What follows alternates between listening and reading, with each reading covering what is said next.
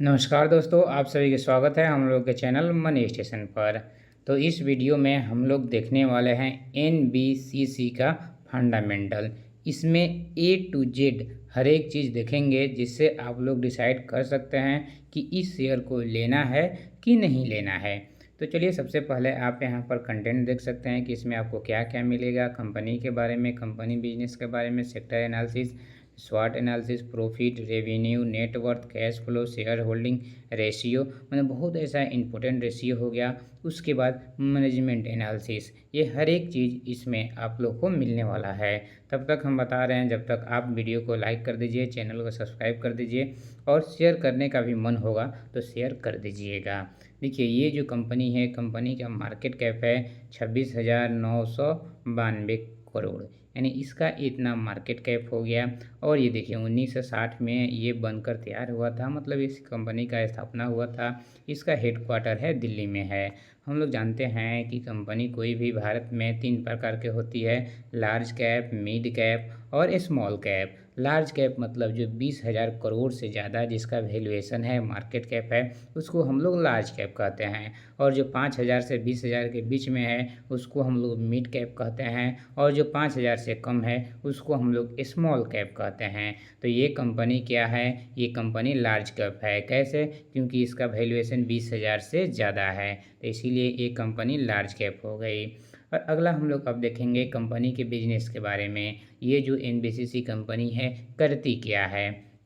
तो यहाँ पर देखिए, सबसे पहला इसका काम है जिससे इसके प्रॉफिट का 95% पैसा आता है, वो काम है परियोजना प्रबंधन परामर्श। मतलब कि भारत में कोई भी इंफ्रास्ट्रक्चर होता है उसमें ये क्या करती है? परामर्श देती है, सुझाव देती है कि कैसे कैसे क्या काम करना है। कोई भी आवासीय या वाणिज्यिक परिसर जो हो गया, कॉलोनियल के पुनर्विकास हो गया, अस्पताल का शैक्षिक संस्थान अस्पताल हो गया, शैक्षिक संस्थान हो गया, सुरक्षाकर्मी के अवसंरचना कार्य होगा, बॉर्डर फेंसिंग हो गया, मतलब ये हर एक चीज़ में अपना परामर्श बताती है कि कैसे कैसे काम करना है। और उसी से इसको प्रॉफिट होता है लगभग 93% के आसपास। जितना प्रॉफिट होता है उस प्रॉफिट का इसका 93% रेवेन्यू वहीं से आता है। तो फिर उसके बाद से कंपनी और क्या काम करती है? बहुत ऐसा ये काम किया है कि ऊंचा ऊंचा जो चिमनी हो गया, चिमनी कहने का बहुत ऐसा टावर जो होता है उसको बनाना हो गया, कोयला हैंडलिंग प्लांट हो गया, मतलब बहुत ऐसा परियोजना ये भी बनाती है कंपनी।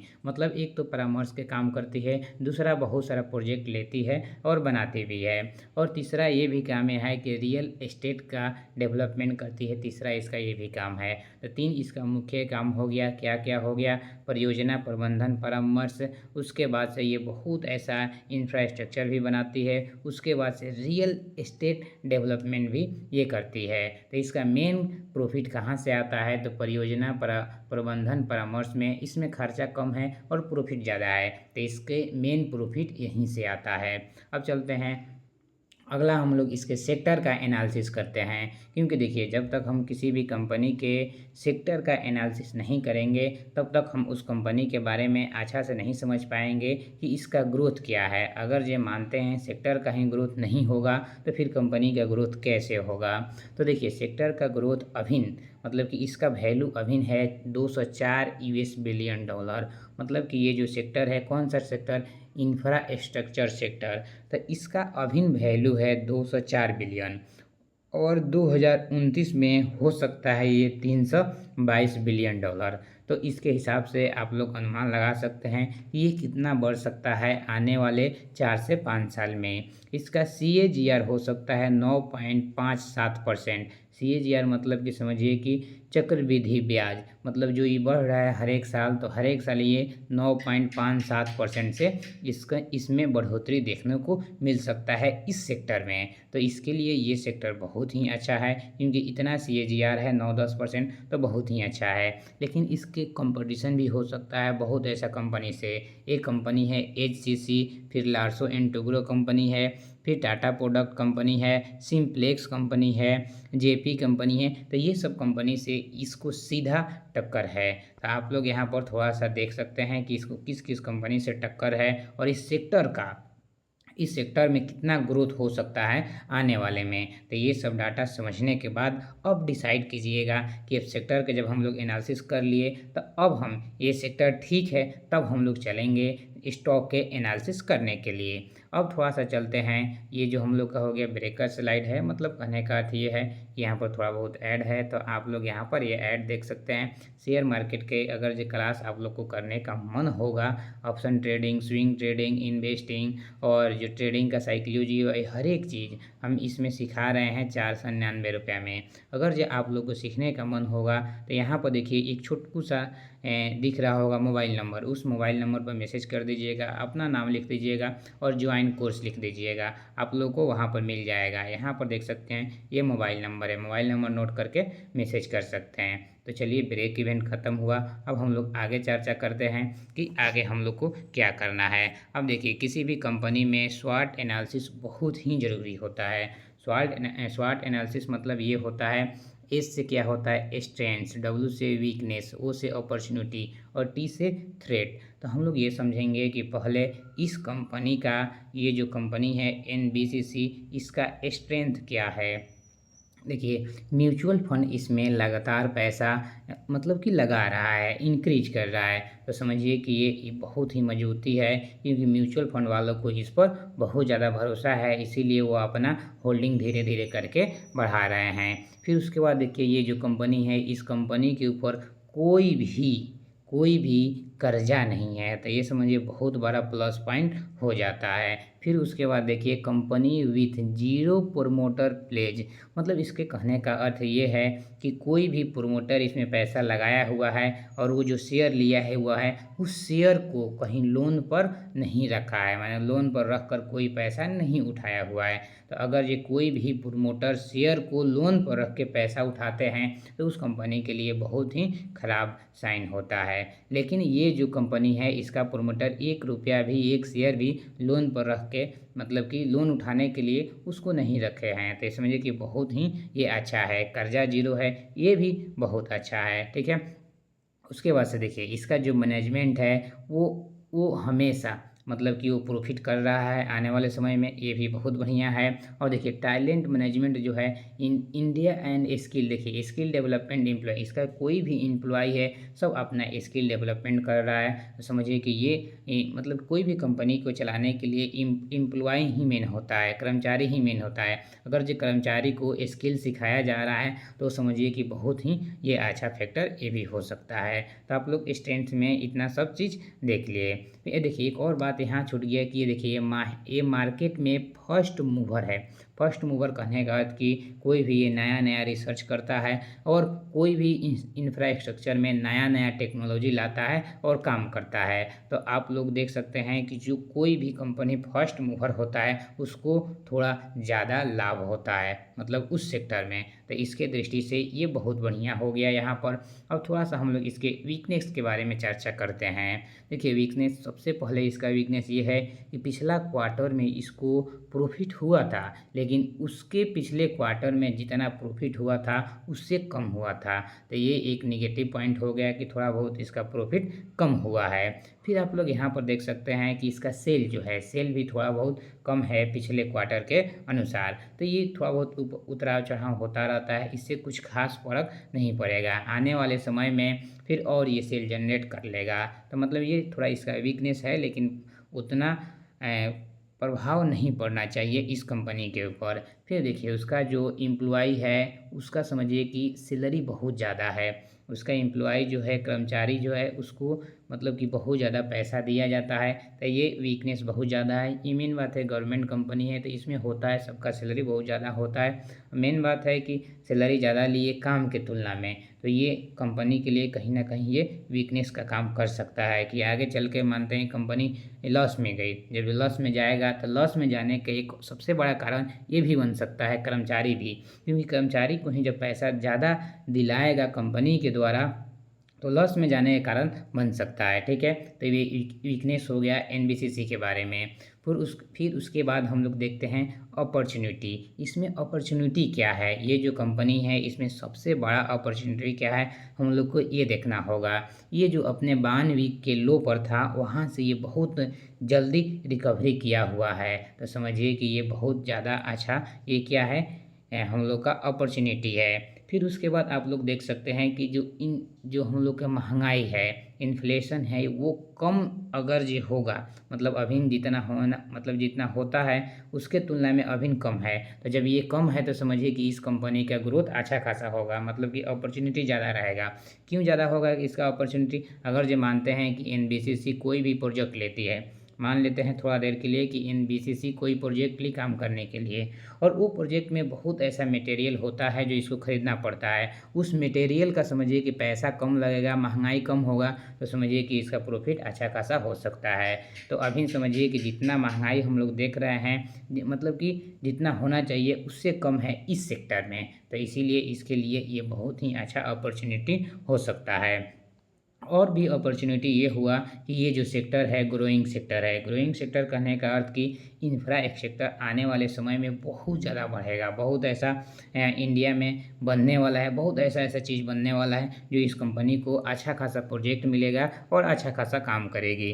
अब सबसे पहले, अब इसके बाद हम लोग ये देखते हैं कि थ्रेट क्या है इस कंपनी का। मेन मतलब कि हम लोग को ये भी देखना है, ठीक है। देखिए कंपनी के बारे में एक सबसे बड़ा थ्रेट ये है कि लोकल प्लेयर, मतलब कि ये तो हो गया बड़ा कंपनी हो गया, लार्ज कैप कंपनी हो गया। छोटा छोटा कंपनी लोकल लोकल मतलब कि हर एक जगह, जैसे मानते हैं कि बिहार में कोई अलग कंपनी हो गया, महाराष्ट्र में कोई अलग कंपनी हो गया, दिल्ली में कोई अलग कंपनी हो गया, यानी लोकल प्लेयर इस सेगमेंट में आ रहा है और उसका टेक्नोलॉजी और एक्सपर्टीज बहुत ही अच्छा हो रहा है, जिसके कारण इसको ये थ्रेट मिल सकता है, ठीक है। फिर उसके बाद से इसका एक सबसे बड़ा थ्रेट ये है कि अभी एक होता है शहरी इलाका। शहरी इलाका में समझिए कि बहुत ऐसा कंस्ट्रक्शन के काम धीरे धीरे पूरा हो रहा है और बहुत जगह पूरा हो भी चुका है, तो जिसके कारण वहाँ पर इसको काम कम मिल सकता है, इसको प्रोजेक्ट कम मिल सकता है। इसको क्या करना पड़ेगा, ग्रामीण इलाका के तरफ जाना पड़ेगा। तो ये सबसे बड़ा इसके पास थ्रेट है, ठीक है। तो देखिए कोई भी है, शहर का जनसंख्या बढ़ेगा तो और उसमें विस्तार होगा, या फिर ये ग्रामीण के इलाका में जाएगी ही, तो ये मतलब इस कंपनी को सोचना पड़ेगा, जो मैनेजमेंट है उसको सोचना पड़ेगा इसको विस्तार करने के लिए। तो ये सब इसका बहुत बड़ा थ्रेट है। और एक और सबसे बड़ा थ्रेट है कि यहाँ पर जो लीगल एक्शन, क्योंकि देखिए बहुत ऐसा जो कंपनी है बहुत ऐसे ऐसे प्रोजेक्ट पर काम करती है जहाँ पर कोई ना कोई लीगल कार्य हो जाता है। लीगल कहने का केस हो गया, या फिर कोई वहाँ पर उस ज़मीन पर या फिर उस प्रोजेक्ट में कोई विवाद हो गया, जिसके कारण इसके ऊपर एक्शन हो सकता है। तो ये सबसे बड़ा इसके लिए बाधा बन जाता है। तो देखिए कोई भी कंपनी है, केवल यही कंपनी नहीं, कोई भी कंपनी इंफ्रास्ट्रक्चर से संबंधित कार्य कर रही है, सबके पास ये थ्रेट आता है। तो फिर इस थ्रेट से डरने की कोई ज़रूरत नहीं है, ठीक है। मेन इसका मतलब सब थ्रेट है, कोई मतलब सब ठीक ठाक है, क्योंकि सब इस सेक्टर का कोई भी कंपनी होगा ये सब थ्रेट से वो गुजरेगी, ठीक है। सबके पास कंपटीशन होगा, फिर सब कोई अर्बन से आपका रूरल में जाएगा, फिर सब कोई ये लीगल एक्शन से जूझेगा। तो ये सब कंपनी जूझेगी, तो कोई दिक्कत नहीं है, ये सबके बराबर है। तो इतना हम लोग को ज़्यादा कुछ ये नहीं है, लेकिन इतना है कि हम लोग को ध्यान देना पड़ेगा कि लीगल थ्रेट किसके पास ज़्यादा है, किसके पास कम है। और ये कैसे मालूम चलेगा, आने वाले जब हम रेशियो बताएंगे उसमें आप लोग को अच्छा खासा मालूम चल सकता है। तो स्वॉट एनालिसिस में स्ट्रेंथ बता दिए, वीकनेस बता दिए, अपॉर्चुनिटी बता दिए, थ्रेट बता दिए। अब धीरे धीरे आप लोग के माइंड में कुछ पिक्चर क्लियर हो रहा होगा कि ये कंपनी के बारे में अपॉर्चुनिटी क्या है, थ्रेट क्या है, वीकनेस क्या है, स्ट्रेंथ क्या है। तो जब ये सब समझिएगा तो आप लोग को धीरे धीरे पिक्चर क्लियर होगा कि अच्छा थ्रेट जो है ज़्यादा नहीं है, कम है, वीकनेस थोड़ा बहुत है, स्ट्रेंथ ज़्यादा है। तो ये सब विचार करके तब हम लोग को कंपनी में पैसा लगाना होता है। अब चलते हैं हम लोग नेट प्रॉफ़िट का इसका चर्चा करते हैं। आप लोग देख लीजिएगा कि बहुत ऐसा वेबसाइट है, बहुत जगह पर नेट प्रॉफ़िट थोड़ा-थोड़ा अलग-अलग मिल सकता है, लेकिन इंक्रीज़िंग में मतलब कि बढ़ते क्रम में सब्र होगा। तो इसके लिए कोई दिक्कत नहीं है, थोड़ा बहुत 2-4 करोड़, 5 करोड़ ऊपर-नीचे हो सकता है, तो इसको लेकर नहीं चलना है। मेन हम लोग को देखना है कि बढ़ रहा है कि नहीं नेट प्रॉफ़िट, बढ़ रहा है कि घट रहा है, ये सब पर हम लोग को गौर करना है। तो यहाँ पर देखिए 2021 में 2021 में मार्च 2021 में इसका नेट प्रॉफ़िट था 222 करोड़ और वहीं आपके मार्च 2022 में घट के हो गया 183 करोड़। तो इस समय समझिए कि कुछ कोरोना-वोरोना के समय था तो हो जाता है, कोई दिक्कत नहीं है। कोरोना के समय सभी कंपनी का प्रॉफ़िट घटा हुआ था, रेवेन्यू घटा हुआ था, तो इसी के कारण इसका भी घट गया, तो इसको कुछ नहीं लेना है। 2023 में देखिए अच्छा खासा बढ़ गया है 231 करोड़, वहीं 2024 में 344 करोड़ और ये 2025 है, तो 2025 में समझिए कि अभी तक जून तक 191 करोड़ हो चुका है। देखिए एक बात समझिए, अभी क्या बोले हम 2025, तो ये फाइनेंशियल ईयर के हम बात बोल रहे हैं। फाइनेंशियल ईयर 2024-25 को हम लोग केवल 25 बोलते हैं, ठीक है? फाइनेंशियल ईयर केवल 25 बोल देंगे, यानी अभी जो फाइनेंशियल ईयर चल रहा है उसको केवल 2025 फाइनेंशियल ईयर बोलेंगे तो कोई दिक्कत नहीं होगा। तो अगर जो हम बोल रहे हैं कि 2025 फाइनेंशियल ईयर, इसका मतलब ये हुआ 24-25, ठीक है? 24-25 फाइनेंशियल ईयर, यहाँ पर 21 लिखे हैं, इसका अर्थ ये हुआ कि 20-21 फाइनेंशियल ईयर, ठीक है? तो जो हम लोग का एंड हो रहा है उसको समझिए, मतलब अभी हम जो लिखे हैं जून 2025, इसका अर्थ ये हुआ कि 24 और 25, ये जो 2024-25 फाइनेंशियल ईयर चल रहा है, इसमें जून तक का प्रॉफिट आपका 191 करोड़ है। तो आने वाले समय में समझिए कि 2 क्वार्टर का ही यहाँ पर रिजल्ट आया हुआ है, तो 191 करोड़ है। तो अगर जो आने वाले समय में ये लगभग 400 करोड़ के आसपास पहुँच सकता है। तो इसका प्रॉफिट समझिए कि अच्छा खासा बढ़ रहा है, मतलब डरने की कोई ज़रूरत नहीं है। नेट प्रॉफिट बढ़ रहा है, कोई बात नहीं। अब देखते हैं रेवेन्यू। रेवेन्यू भी इसका बढ़ा हुआ दिख रहा है, क्योंकि यहाँ पर आप लोग देख सकते हैं ये जो रेवेन्यू है 2021 में इसका है 5120 करोड़, वहीं 2022 में चल गया है 5724 करोड़, 23 में लगभग 7000 के आसपास पहुँच गया, 24 में पहुँच गया 8000 से ऊपर और 25 में अभी केवल 2 क्वार्टर में ही पहुँचा हुआ है 4700 के आसपास, यानी 25 में लगभग 9000 से ऊपर ये जा सकता है। तो इसका रेवेन्यू भी अच्छा खासा बढ़ रहा है और नेट प्रॉफिट भी रेगुलर बढ़ रहा है, कोई दिक्कत नहीं है। मतलब कि नेट प्रॉफिट के दृष्टि से बहुत अच्छा है, रेवेन्यू के दृष्टि से भी बहुत अच्छा है।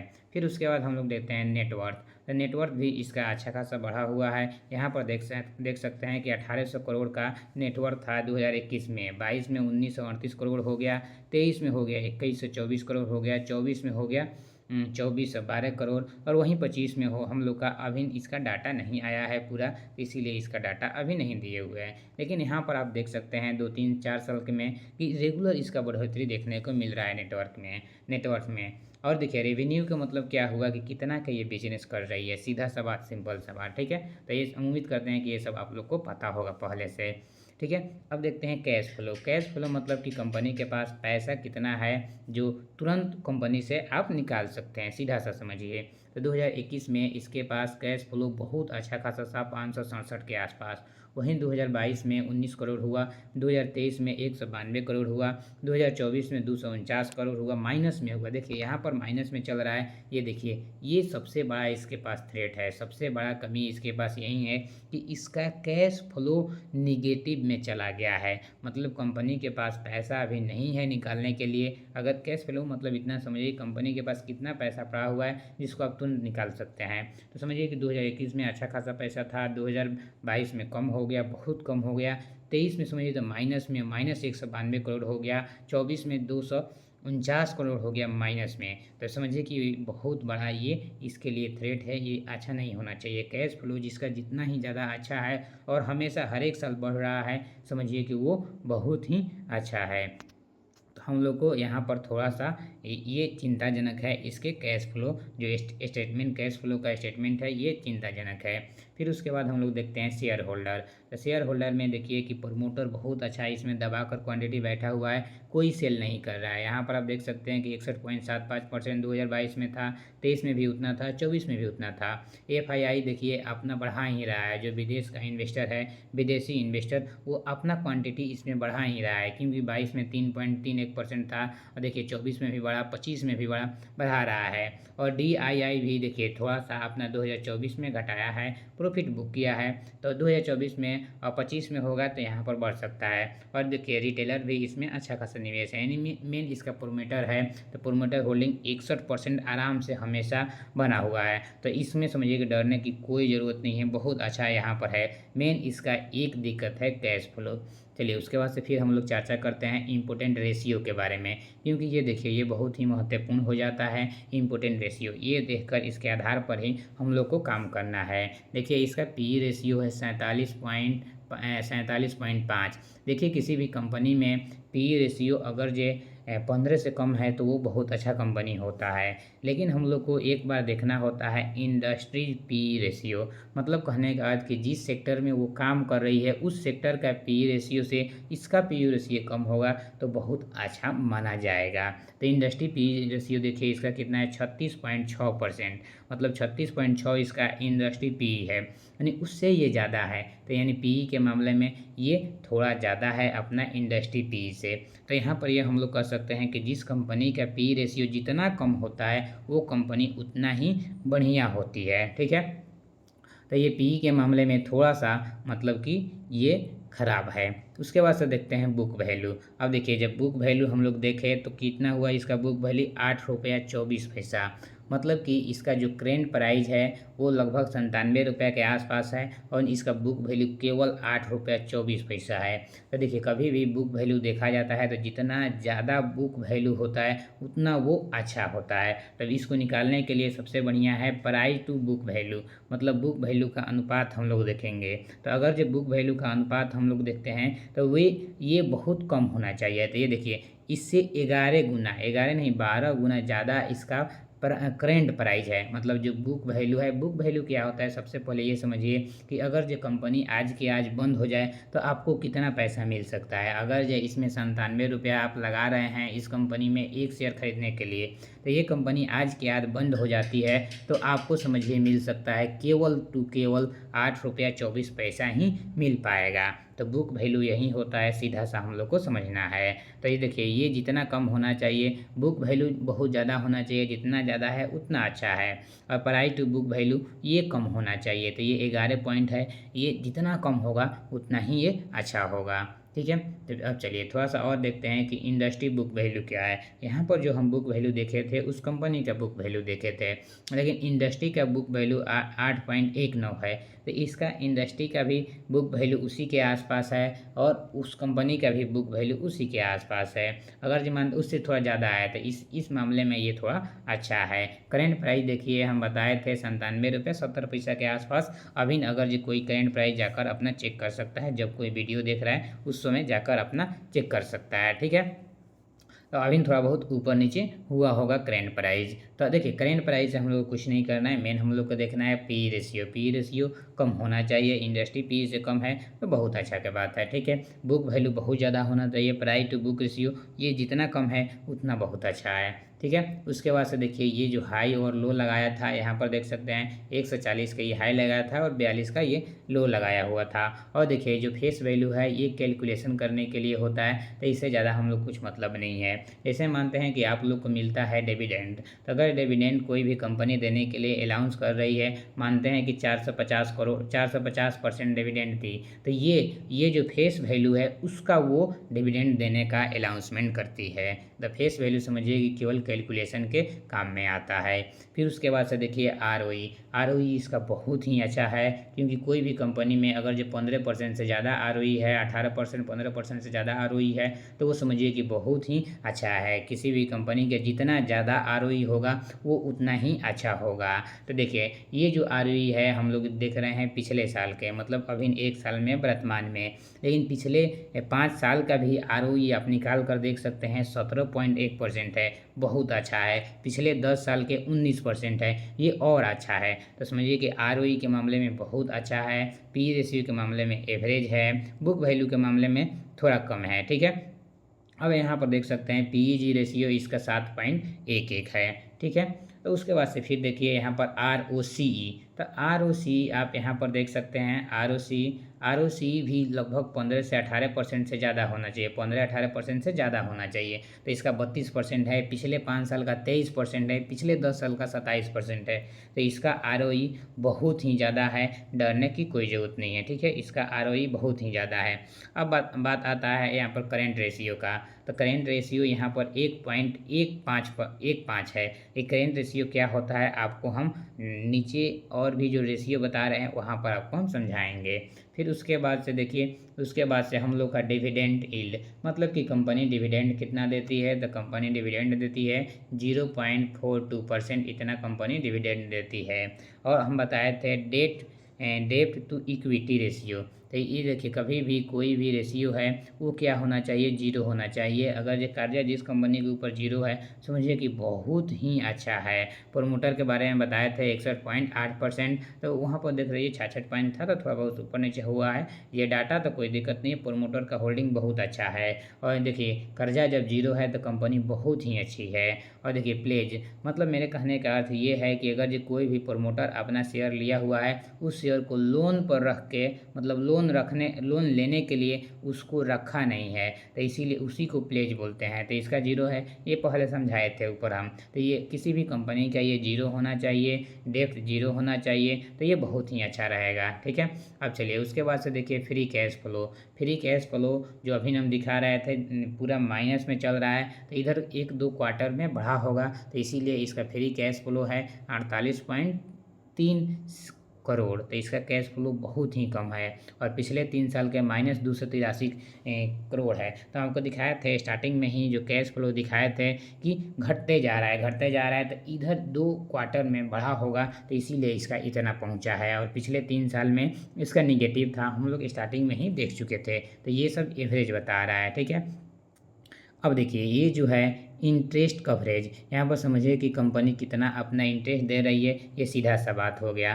फिर उसके बाद देखिए ये जितना कम होगा कंपनी के लिए उतना ही ये अच्छा है। फिर उसके बाद से देखिए क्वांट लाइबिलिटीज, मतलब ये ऐसा लाइबिलिटीज है, मतलब कि समझिए कि अगर ये कोई भी कंपनी है, कोई लीगल केस में फंसा हुआ है जहाँ पर विवाद चल रहा है, वो अगर ये केस हार जाती है तो उसको कितना पैसा देना पड़ जाएगा, कितना उसको खर्चा आ जाएगा, उसी को बोलते हैं क्वांट लाइबिलिटीज। तो ये देखिए इसके पास 2668 करोड़ रुपया इसके पास लाइबिलिटीज है। वैसा लाइबिलिटीज अगर जे वो हार जाती है केस तो उसको इतना रुपया खर्चा हो सकता है। तो किसी भी कंपनी के पास ये जो लाइबिलिटी है जितना कम होना चाहिए उतना बढ़िया है। तो इसका मार्केट कैप है 26,000 करोड़, जिसमें से 2,000 करोड़ मतलब 2,500 करोड़ के आसपास क्वांट लाइबिलिटीज है, तो कोई ज़्यादा नहीं है, ठीक है। यहाँ पर 13,000 करोड़ इसका है, थोड़ा सा इंटरेस्ट जो कवरेज है ये थोड़ा सा ज़्यादा है, ठीक है। और फिर उसके बाद से हम लोग देखते हैं इंट्रिंसिक वैल्यू। ये क्या होता है कि ये जो जितने मानते हैं ये जितना है इससे हम लोग तुलना करते हैं करेंट प्राइस का, ठीक है। इसके क्या तुलना करते हैं, करेंट प्राइस का। तो इसका करेंट प्राइस कितना था, 97। तो समझिए कि ये अगर जो कंपनी का इंट्रिंसिक वैल्यू ज़्यादा है और करेंट प्राइस कम है तो वो अंडर वैल्यूड हो जाएगा। तो इससे हम लोग क्या करते हैं कि इसे हम लोग पता करते हैं कि कोई भी कंपनी अंडर वैल्यूड है कि ओवर वैल्यूड है। ओवर वैल्यूड कहने का अर्थ कि क्या हुआ कि उसका जो करेंट प्राइस अगर जे इंट्रिंसिक वैल्यू से कम है तो समझिए कि वो क्या है, अंडर वैल्यूड है। तो इसका करेंट प्राइस कितना है, 97 है, और ये कितना है, 73 है। यानी ये कंपनी क्या है, ओवर वैल्यूड है। मतलब कि इसका प्राइस होना कितना चाहिए, इतना होना चाहिए, और मार्केट में चल कितना रहा है, 97 रुपये चल रहा है। तो ये समझिए लगभग 25 रुपये के आसपास ये क्या है, ओवर वैल्यूड इसका प्राइस है। तो ये समझिए कि ये थोड़ा सा ओवर वैल्यूड शेयर है। तो समझिए कि इसका भविष्य के देखते हुए इतना आप लोग देख सकते हैं, और भी 1-2 स्टॉक का ओवर वैल्यू मतलब कंपेयर कर सकते हैं। उसके बाद से देखिए इंटरप्राइज वैल्यू, ये क्या होता है कि अगर जो मानते हैं कंपनी खरीदने के लिए आपको कितना चाहिए था, 26,000 करोड़। 26,000 करोड़ के पूरा कंपनी का वैल्यूएशन था। तो 26,000 करोड़ के आप कंपनी खरीद रहे हैं, तो आपको एक्चुअल में कितना पैसा मिलेगा, मतलब कि आपके पास कितना आया, मतलब कि सब कुछ डेब्ट जितना कर्जा वर्जा है सब कुछ आंतरिक कर्जा होगा उसको सब कुछ छाँटने के बाद तो आपको मिल जाएगा 21,179 करोड़, तो मतलब 89 करोड़। तो ये भी ठीक ठाक है, कोई दिक्कत नहीं है। मतलब कि जो इसका मार्केट कैप है, मार्केट कैप के अगर जो ये आस-पास है तो बहुत अच्छा है, और मार्केट कैप से ये ज़्यादा है तो और अच्छा है। तो उम्मीद करते हैं कि आप लोग को ये सब चीज़ समझ में आ गया होगा। तो अब शेयर को डिसाइड कैसे करना है कि ये शेयर लेना है कि नहीं लेना है। तो इसमें देखिए जितना भी हम इम्पोर्टेंट रेशियो बताए उसमें से देखिए ज़्यादातर रेशियो अगर ये अच्छा है तो उसको हम लोग को लेना है, 1-2 एवरेज है तो वो भी लेना है। तो ये सब देख लीजिए। उसके बाद सेक्टर एनालिसिस बताएँ तो थोड़ा सोचिए कि सेक्टर एनालिसिस में इसका क्या-क्या जो वीकनेस जो है उसका वीकनेस कम है अपॉर्चुनिटी की तुलना में। ये देखिए, विचार कीजिए, उसके बाद फिर से आप इसमें विचार कीजिएगा लेने के लिए। और फिर इसके बाद अगर जो कोई भी व्यक्ति मानते हैं स्टॉक मार्केट के बारे में एकदम जीरो से सीखना चाह रहे हैं, option trading, investing, swing trading, तो उसके लिए एक छोटा सा अमाउंट हम लोग का रहता है, क्लास चलता है 499 रुपये का, वो क्या बोलते हैं क्लास है। उसके लिए आप लोग को ये काम करना पड़ेगा। क्या करना पड़ेगा, इस नंबर पे, नंबर तो नहीं है, नंबर यहाँ पर लिख देते हैं, इस नंबर पर मैसेज करना पड़ेगा, ठीक है। फिर इसके बाद अभी हम बताने वाले हैं क्या बोलते हैं मैनेजमेंट एनालिसिस 7258 900 288, ये मेरा नंबर है। तो वो क्लास ज्वाइन करना होगा किसी को तो यहाँ पर नंबर इस नंबर पर मैसेज करके अपना नाम लिख के और लिख दीजिएगा कि हम क्लास ज्वाइन करना चाहते हैं, आप लोगों हम क्लास ज्वाइन कर देंगे। अब मेन हो गया, अब थोड़ा सा हम लोग और देखते हैं कि मैनेजमेंट एनालिसिस इसका कैसा है। ये देखिए, इसके जो भी हैं चेयरमैन और डायरेक्टर हैं उनका नाम क्या है, महादेस्वामी केपी महादेस्वामी, ठीक है मेरे भाई, केपी महादेस्वामी इनका नाम है।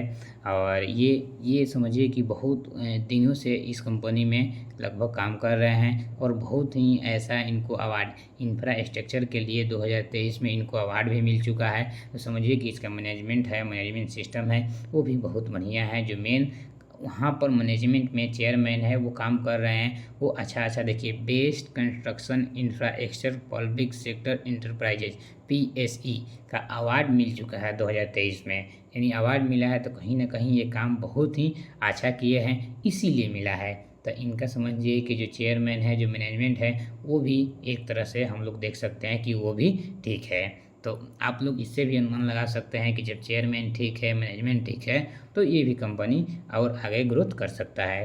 और आप देख सकते हैं कि ये जितना बिल्डिंग दिख रहा है ये सब बिल्डिंग NBCC के द्वारा बनाया हुआ है, ठीक है। जितना बिल्डिंग दिख रहा है सब NBCC के द्वारा बनाया हुआ है। तो चलिए, उम्मीद करते हैं कि आप लोग एक फुल डिटेल एनालिसिस इस कंपनी का, NBCC कंपनी का आप लोगों को यहाँ पर मिला होगा। अगर जो मिला है तो वीडियो को लाइक कर दीजिए, चैनल को सब्सक्राइब कर दीजिए, और कुछ भी कमी दिखा इस वीडियो में तो आप लोग कमेंट कर दीजिएगा। क्यों कमेंट कीजिएगा, क्योंकि कंपनी का फुल एनालिसिस वाला ये मेरा पहला वीडियो है। तो जब पहला वीडियो है तो कमी हो ही जाता है, ऐसा बात हम नहीं मानेंगे कि ये पूरा A to Z है, कुछ ना कुछ कमी हो जाता है। तो आप लोग की दृष्टि से क्या कमी लगा वो इसमें ज़रूर मैसेज कीजिएगा कमेंट बॉक्स में। तो चलिए, आप लोग इतना इत्मीनान से पूरा वीडियो देखें, इसके लिए आप सभी को तहे दिल से बहुत बहुत धन्यवाद।